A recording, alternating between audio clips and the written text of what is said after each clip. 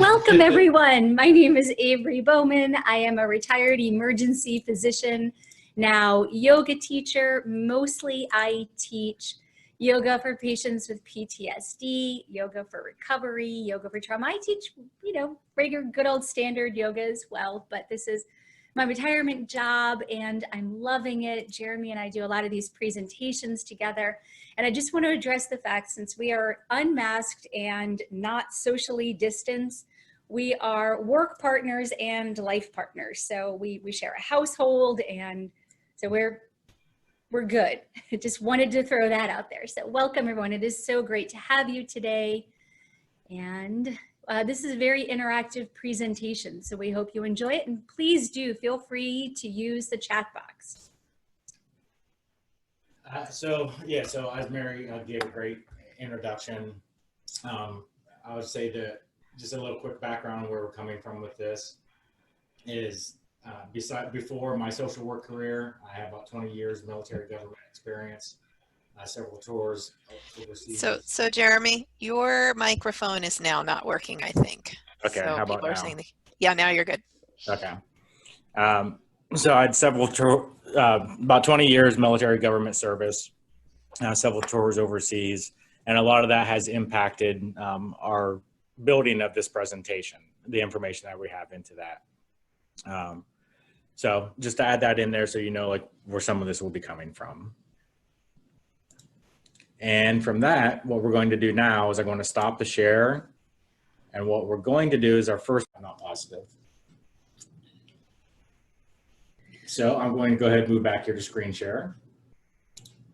So we're going to speak now to the objectives we have for this particular presentation.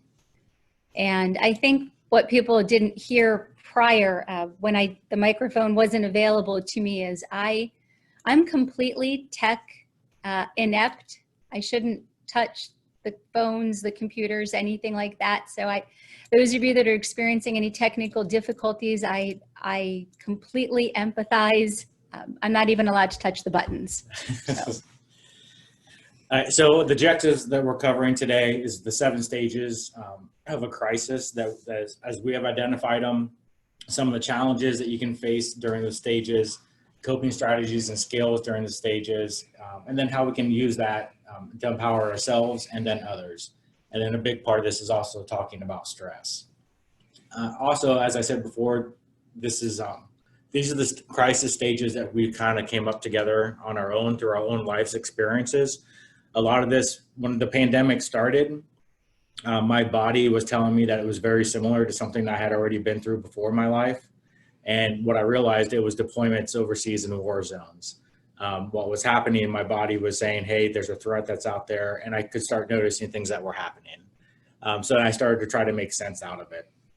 And that's where these stages kind of came from, and what it felt to be in a war zone, and then how did you adapt to that kind of environment. And that's what kind of was my basis for the starting of it. And then Dr. Bowman has her experiences overseas as well, with medical missions and such. So I've spent a lot of time overseas, particularly Africa, in some places where medical attention was not welcome. So this presentation has grown out of not just our own experiences, but discussions we've had with family, friends, colleagues in situations that are less than stellar conditions.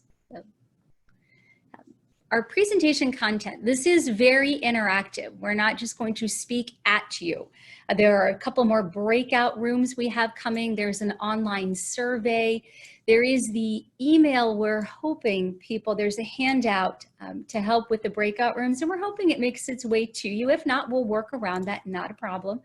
We're going to talk about the definition of a virus, possible risks encountered during a pandemic. Again, we have an online questionnaire. Everything is anonymous, by the way. It's not saved. It's just for us in this group. The potential framework of stages, as we discussed, it's our own personal experience, that of family, friends, and colleagues. We talk a little about transformation, definitely come back to resilience. And because we are both, in fact, yoga teachers, a little bit about the benefits of yoga and mindfulness, particularly in stressful times. So next, we've got a definition. I need that whole page. No. Oops. Oh, that one a little awry there. We're not quite to those states yet. This is Okay. We have a couple different definitions. First is what we're actually going through right now. Dictionary.com states a virus as an ultramicroscopic, metabolically inert infectious agent that replicates only within the cells of living hosts, mainly bacteria, plants, and animals. Guess which one we are? Composed of an RNA or a DNA core or protein coat, and in more complex types such as the coronavirus 19, a surrounding envelope. An informal would be a viral disease, but the one that really interests me, a corrupting influence on morals or the intellect, a poison. And Merriam-Webster mirrors that with something that poisons the mind or the soul. So we have the actual virus that is attacking bodies, and then we have what this threat has done to our community.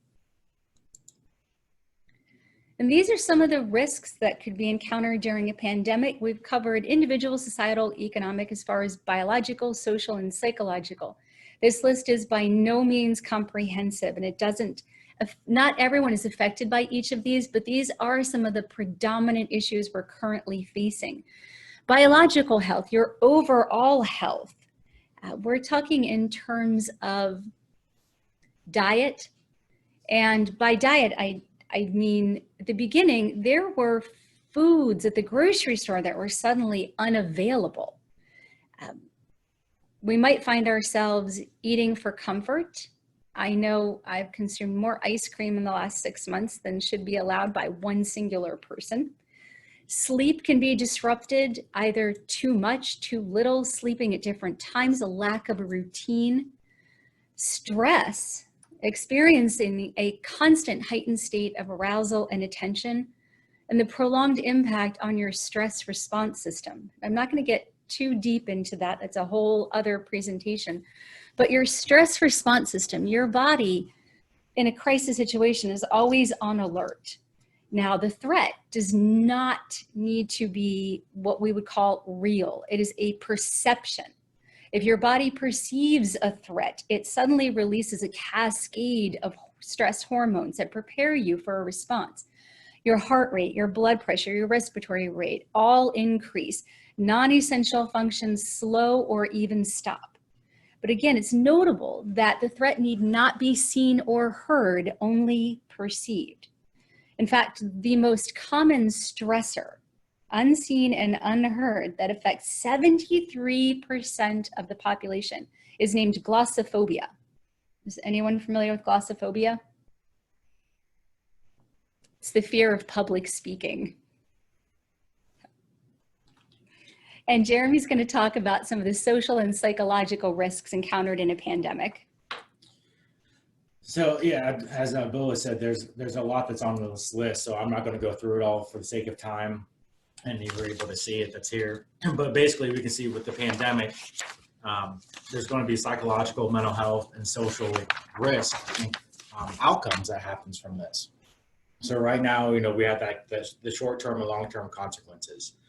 Short-term is a lot of the COVID health, and we're seeing increases in suicide rates. We're seeing increases in overdoses. I know out here in Eastern Panhandle, we've seen a massive increase unfortunately, in overdoses.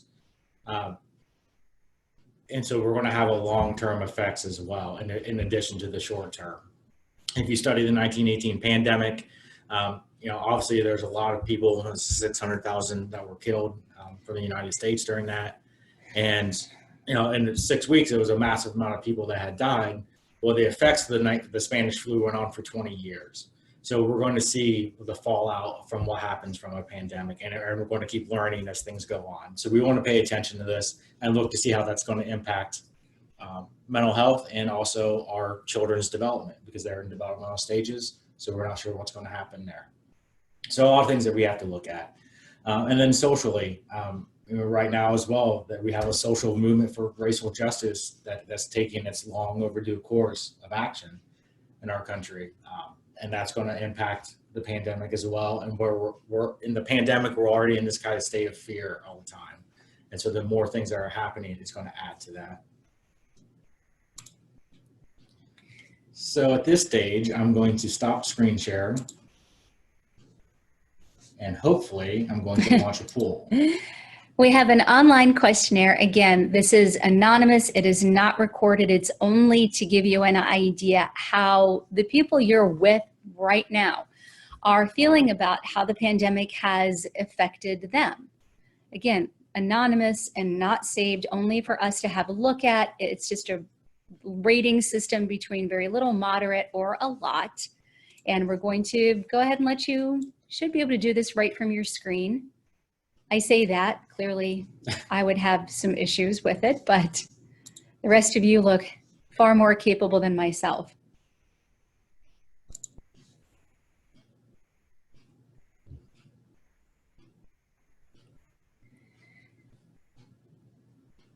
And as you can see at the top, the percentage of people that have taken a survey is rising, so it usually doesn't take too long for this portion.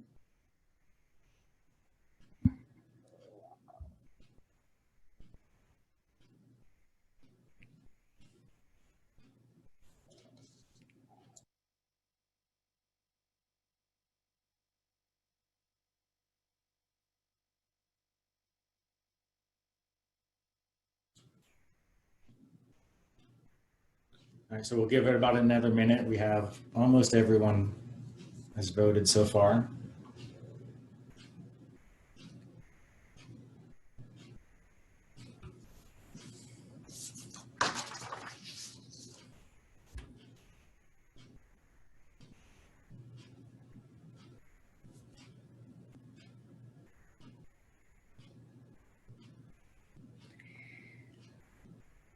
We recognize that not everyone is sitting directly in front of their device right now. So I think we'll. And if you're on the phone, you won't be able to see the poll. We'll be able to vote. So if you're calling in, if you dial in. Sorry, we don't mean to be exclusive. We do understand some technology has limitations. We're going to end the poll here so we can discuss the results. And so this is one of the cool things I think about Zoom too, is I can share it. So now you can see as a group, how has the COVID-19 impacted us. So, in the first one, we can look at it and we can say, what, 98, almost or 93% of us have had at least moderate impact from COVID-19 in our lives. And our challenges, it's the same thing where we're looking at almost 93% has had some sort of change to the challenges in our lives. And as far as feeling vulnerable, here we're at 92%. And I'll talk about the term vulnerable as well here in a little bit, because vulnerable can be a charged term sometimes. And we have the emotional health. Again, 90% of us has been impacted, and our coping skills. So this is always a good one. This is always like the interesting one to sort of see. And we have 92% that have saying that your coping skills have been either somewhat or very effective during COVID-19. So that's always really good to see, that we're learning how do we move through sort of a threat or the stress that we're facing. I will say this, as we've been teaching this, we've been doing this presentation for several months now. So the questionnaire has changed a little bit as time has moved on. People are beginning to feel more comfortable. We're seeing more mid-range answers, as opposed to at first everything was a lot of change. I feel very, and when we got down to the coping, it was not effective. So it's good to know we're seeing some resilience here. So I'm going to stop the sharing of the poll here. And we are going to go back to screen share. And now we're moving into the heart of our presentation. So again, we have 7 stages we're discussing here. This is not linear. It doesn't happen to everyone. It's not sequential. You may experience some, none, or sometimes all of these stages at once. But the list is this. There's been a crisis event. There was a catalyst. It caused disruption, led to loss. Connections have changed. We're normalizing in the unknown. We have a little life goes on in continuing experiences. And we're going to have a brief discussion of the ethical and moral dilemmas possibly faced. So now we'll go through each one of these. And I'll start with the first phase, which is the crisis event. So this is the actual threat that's happening. There can be a single event, it can be multiple threats, or there could be a sustained threat that's happening, which is kind of like right now with the pandemic. For a lot of us, I know for my other major milestone in life goes back to 9/11. You know, when the pandemic started, 9/11 is one of the first things that I kind of go back to because it was another major thing in our lifetime. And in this crisis of stage, we're in survival mode. Our fight or flight is kicking in, it's ramping up and it's ramping down. Now this is key to survival, but it also leaves us exhausted and vulnerable. So that's also where that vulnerable term comes in, is because when we're tired, we're just kind of vulnerable. We're just exhausted. This is when we just feel we can't get our mind. I know I'm like this most days, where you're just scattered and it's hard for you to get to focus. And then we have sustained exposure.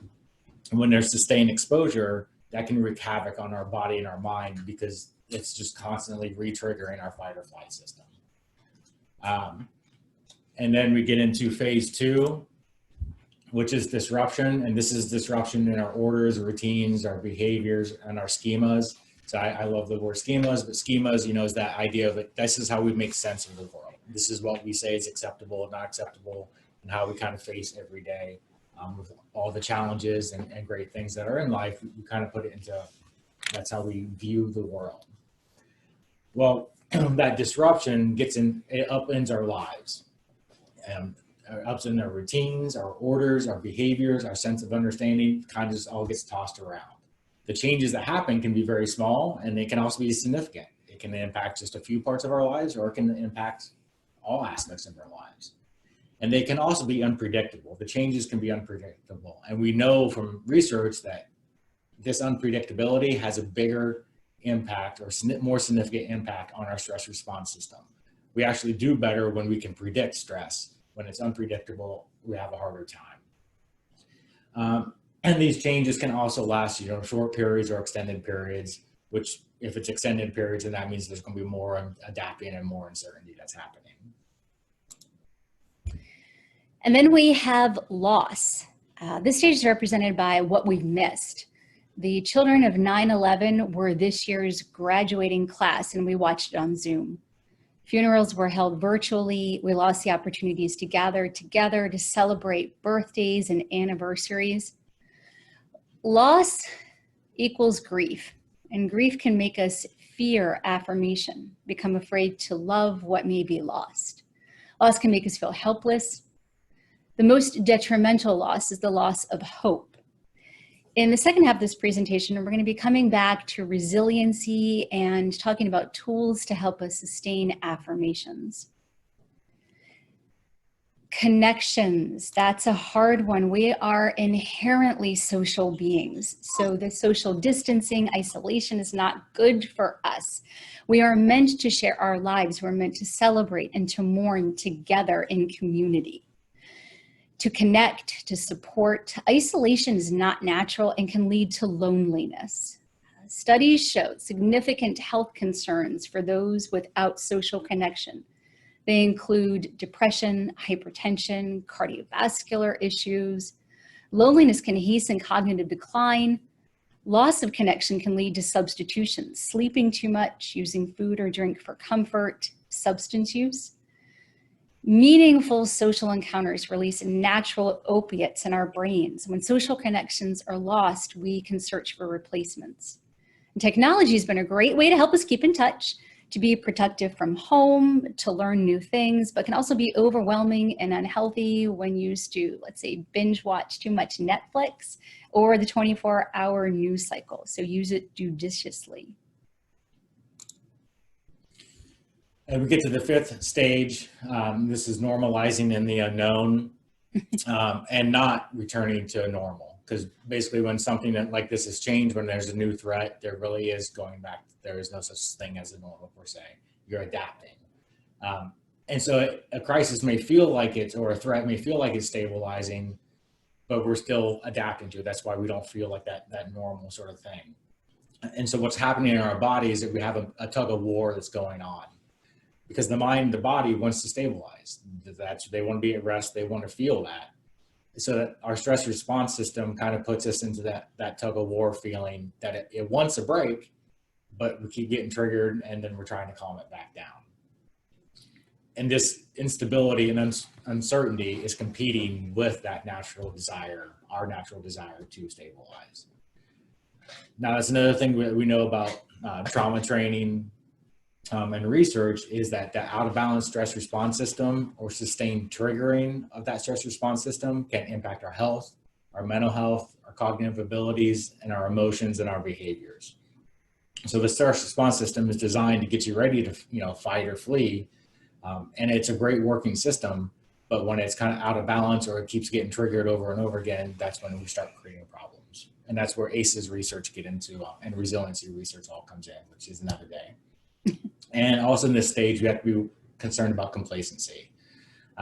We can become desensitized or numb to what's going on. And this sort of complacency can become dangerous for us because we want to relax and rest, but the threat is still there in some sense. And we can't just completely relax. Well, even now, life goes on. Individually and collectively, we are on a roller coaster. And a roller coaster is always the most uncertain. Right at the beginning, you've got that slow incline, up, steep, and then you don't know where it's going, twists and turns after that. Some rides are rough and can really bring you down. Use the good rides to try and lift yourself. Try a new ride. Maybe behind a mask, start to make some extra eye contact with strangers. Maybe try to decipher their expression, see what they're thinking back there, judge emotions. If we can't make physical contact, let's try some eye contact. You could try engaging in a faith service online.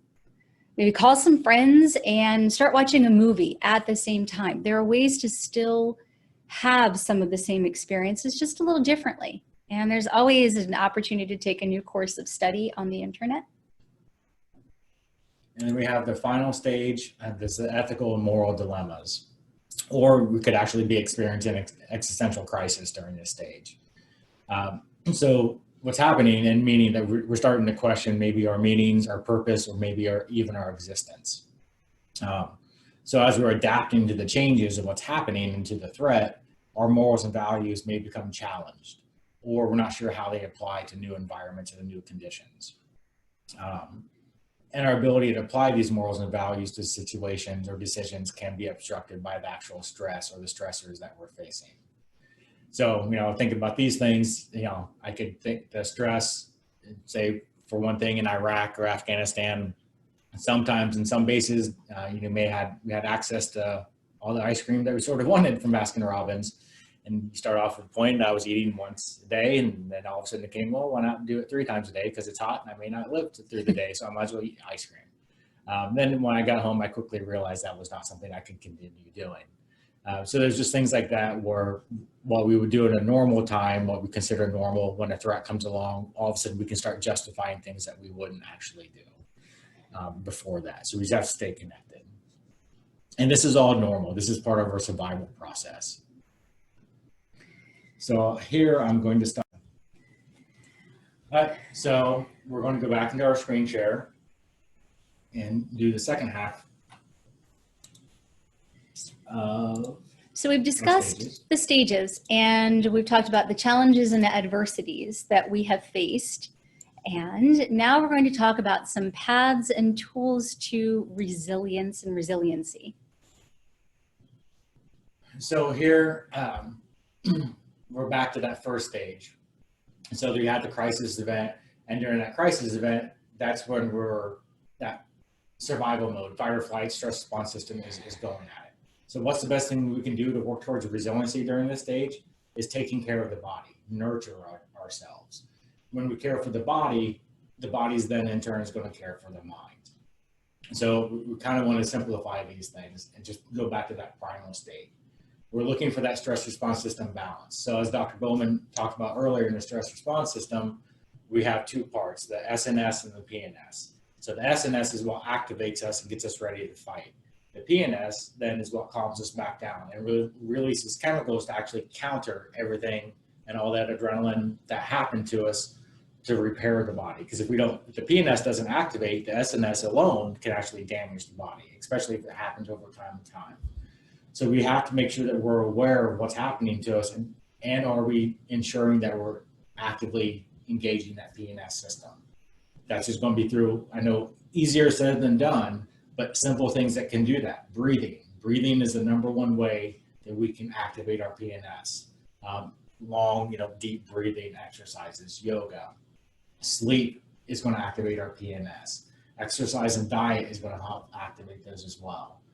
And we also have to limit intake of information during this stage, because our prefrontal cortex is going offline. So if we're in that fight or flight, this is not the time for us to try to gather information. One of the things that we learned in combat was the first report was always wrong, because when your fight or flight is kicking in and adrenaline is going, certain things that happen. You lose fine motor skills, you can lose eyesight, you can lose hearing, and the prefrontal cortex kind of goes down some.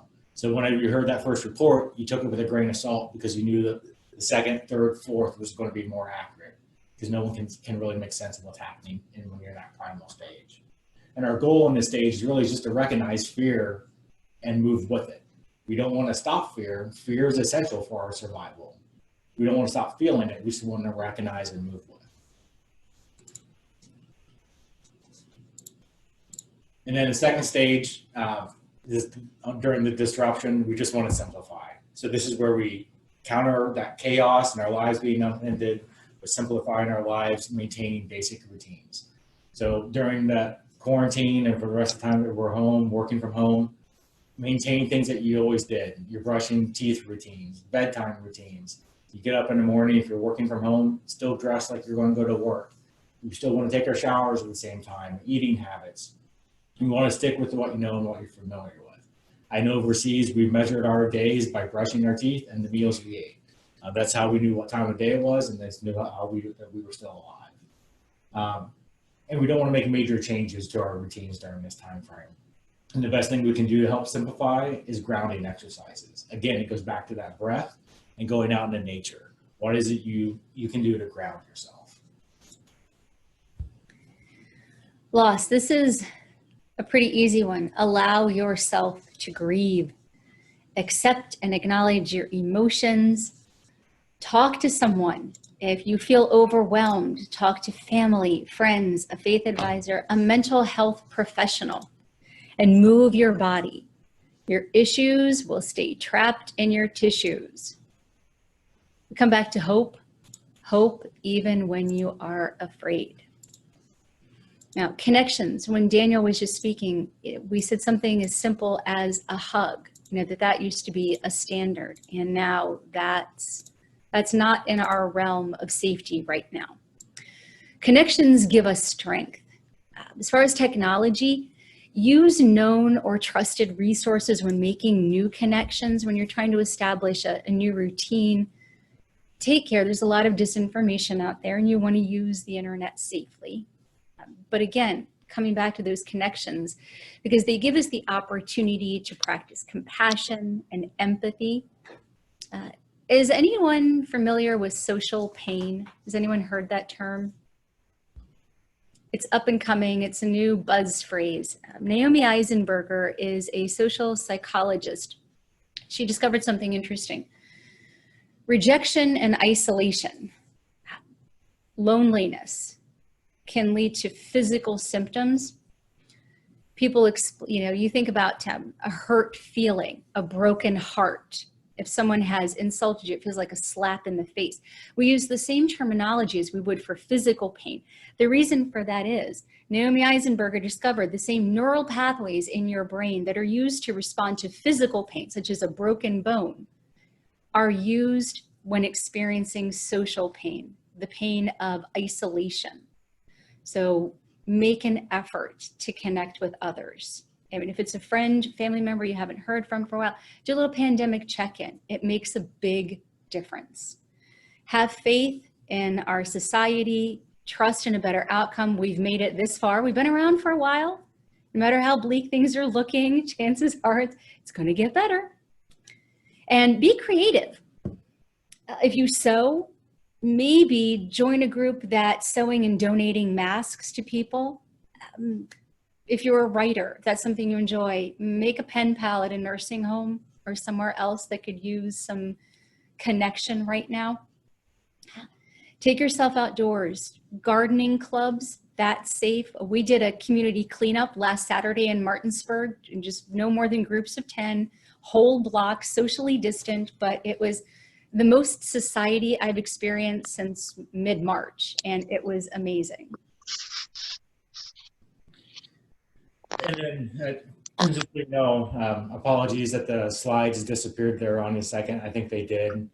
That was me practicing deep breathing because I looked over the computer and all your boxes had disappeared. And I was like, oh no, I thought I accidentally left the meeting. So I took a deep breath and then calmly exited the share and then found you all. So good to see you again. And we get to the 5th stage. This is normalizing the unknown stage. And so this is where we want to try to have some sort of stability and predictability and process what's going on while also maintaining vigilance. So we're still adapting to the changes during this phase when we're still trying to find that new normal or normalizing. So we want to do things that are predictable and stable. So we want to keep the same routines, keep the same activities, things that you had before that calmed your stress response system. And I think we had, like in the beginning, that poll, like 90% of people said most that your coping skills were either somewhat or mostly effective. So that's awesome. So that means you're sticking to things that you kind of already had. So when you calm that stress response system, you're calming your body, which in turn is going to calm that mind, and ideally is going to help us get that rest that we're looking for. We want to set realistic goals. And by this, I mean, we want to be compassionate with ourselves. So this isn't the time I'm going to say, okay, I'm in quarantine for the next 2 weeks, so I'm going to learn Portuguese in those 2 weeks. Just we're setting ourselves up sort of thing for failure. And I think compassionate is some days just showing up is good enough. And we have to remind that to ourselves. And we want to practice vigilance. We want to avoid that complacency, that numbness that I talked about that could happen during this phase. So how do we practice vigilance? Well, to me, that means it's mindfulness and it's awareness. We do things with mindful purpose. So, you know, the routines and everything is good for us, but we also want to do things mindfully. For me, it's avoiding multitasking. I see multitasking kind of like as for, you know, Harry Potter fans and this, you know, there's the 7 Horcruxes and how the soul is divided. That's how I see myself when I'm dividing myself amongst things. My time is precious and it deserves, you know, to be spent on one thing. So one of my favorite sayings is, right now, who's the most important person in my life? And the saying could be, you know, most people will respond, well, it's either your partner or it's a parent or it's a child, whatever. No, they are, but the most important person in my life right now is the people that I'm sharing space with, which is all of you on Zoom. Doesn't mean that anyone else is less important. It just means that I value your space and I value my space. So that's why like that mindful purpose and avoiding multitasking, I think is so important, and it goes back to that connection. So as life goes on, the question is continued experiences. How will you decide to accept the present? You know, what's happening right now? Accepting that things are maybe not so comfortable. Embrace whatever feels sustainable for you. And know that things are going to change again, and you'll have to become uncomfortable again, and you'll have to find things that are sustainable. And what can you live with? Ground yourself in purpose, whether for you that's your work, your family. Find some way to volunteer. If it's your faith, find a way to be of use. It feels good. Take care of yourself first. We can't say it enough, really. You cannot care for others if it's not in you to give. Acknowledge where you are. Find ways to release emotions, whether they're happy or sad, joyful or sorrowful. Journaling, singing, dancing, cry. Jeremy has taught me how to play tennis this summer. I'm going to say that quite loosely. If anyone lives in the Shepherdstown area and is in need of any entertainment, most afternoons we can be found on the tennis court.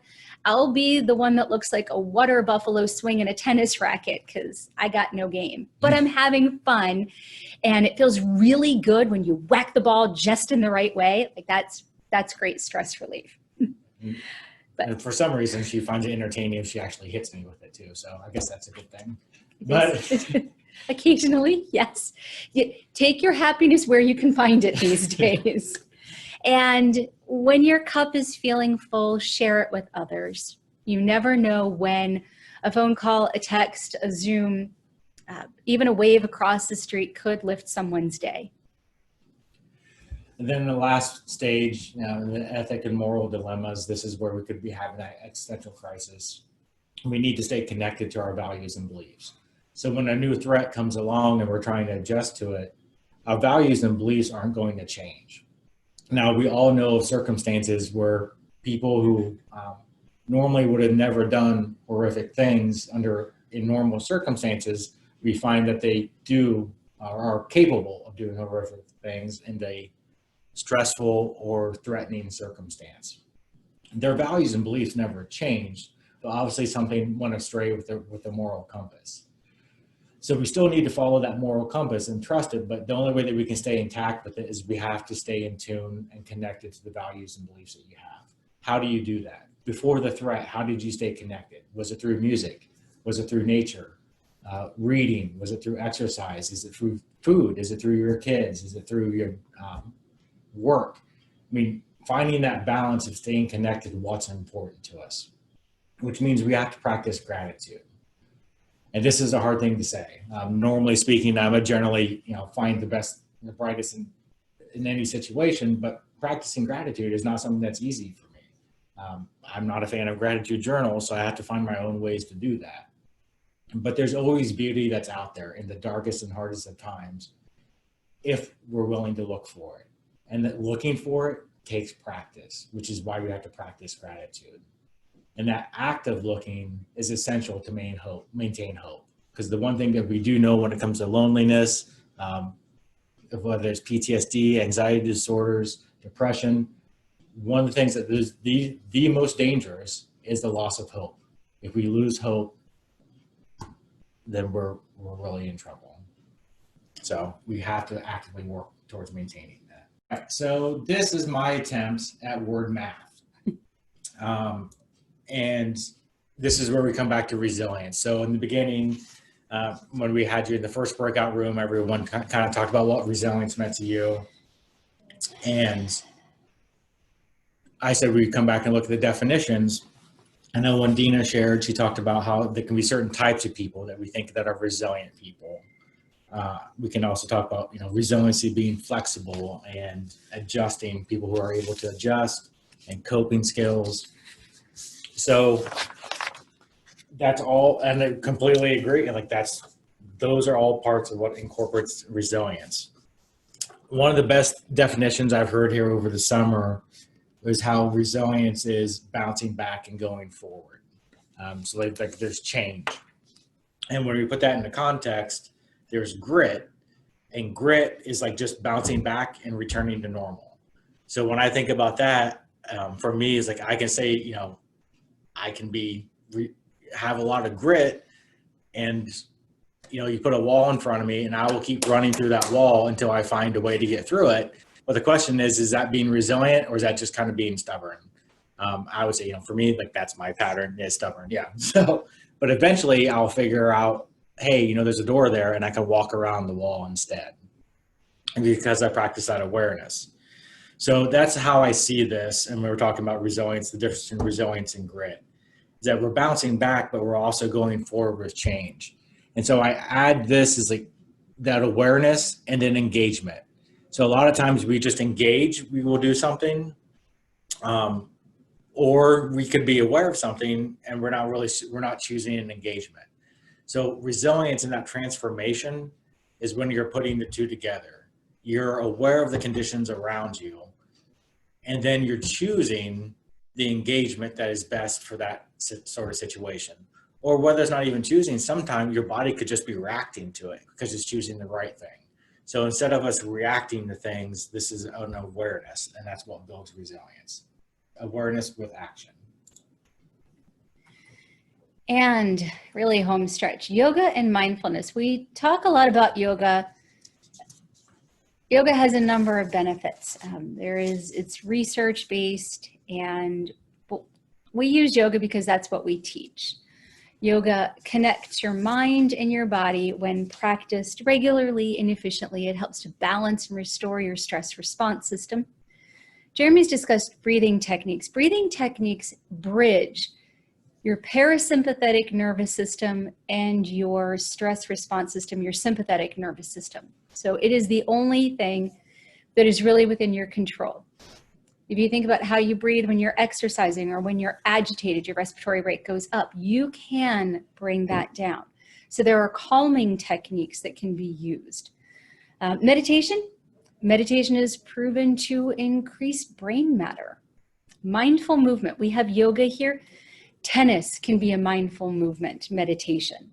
Walking, gardening, running, kayaking, anything that you're conscious of doing, physical activity. Again, these stress hormones, when we are in an agitated state, particularly a continually agitated state, cortisol is released through the body. Mindful movement helps it release from your tissues and not be so toxic. It has the potential to prevent long-term consequences of stress. Again, we're talking about how do you view the situation you're in now? How do you decide to accept the present? What can you embrace? What can help sustain you? What can you help change? Like, okay, I don't like this, but I can live through it right now. And here's how I'm going to make it better on the other side. All right, so finally. A virus may be contagious, but so is hope. And so in this time frame, I think it's just so important that we focus on that. All right, and thank you, everybody. We'll stop the screen.